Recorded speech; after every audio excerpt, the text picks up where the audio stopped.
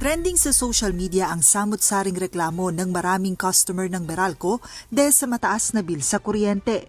Ilan sa inirereklamo ng mga netizen ang umano'y dagdag singil sa kanilang statement of account. Kabilang sa pinuna ng mga ito ang charges gaya ng lifeline rate at iba pang subsidy components. Marami ang nagtanong kung bakit umano ang mga consumer ang sinisingil para sa mga subsidy na ito.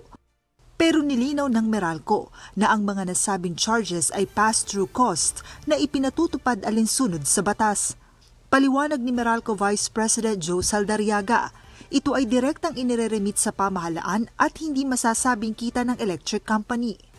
Hindi po ito dagdag singil ng Meralco.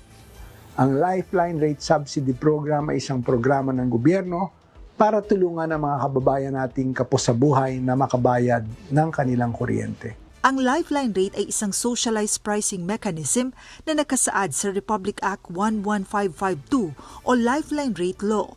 Ito ay subsidiyang nakatutok sa mga low-income households, kabilang ang mga benepisyaryo ng Pantawid Pamilya Pilipino Program o 4Ps. Sa ilalim ng bagong implementasyon ng Lifeline Subsidy Program ngayong Abril, ang mga kwalipikadong 4Ps beneficiaries at marginalized households na may konsumo na 50 kWh o mas mababa ay makatatanggap ng 100% discount sa kanilang electricity bill.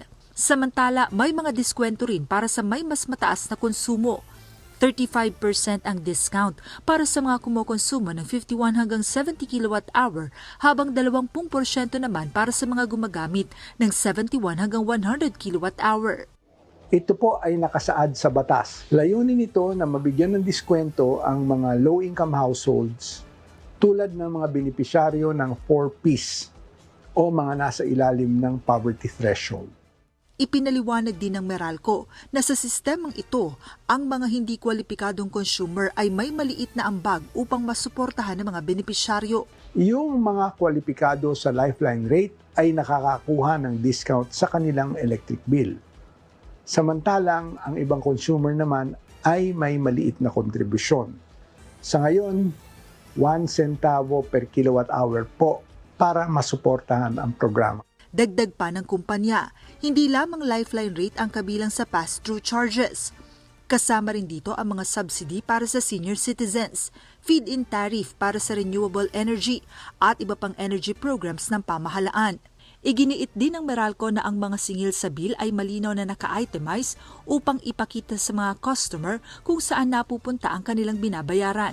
Importanteng pong tandaan na ang halagang ito ay hindi napupunta sa Meralco. Ito ay isang pass-through charge. At hindi lang po sa Meralco ito, lahat ng distribution utilities at electric co-ops sa buong bansa ay nagpapatupad din po nito. Samantala, binigyang diin ng kumpanya na ang pinakamalaking factor sa paggalaw ng electricity bill ay ang generation charge o ang halaga ng kuryenteng binibili mula sa mga supplier na umaabot sa mahigit kalahati ng kabuuang singil. Sa kabila ng mga paliwanag na ito, hinihikayat ng Meralco ang mga customer na may mga tanong o pag-aalinlangan sa kanilang bill na makipag-ugnayan sa kanilang mga customer service channel para sa mas malinaw na paliwanag at tulong. Johan Nano, humahataw sa balita ngayon.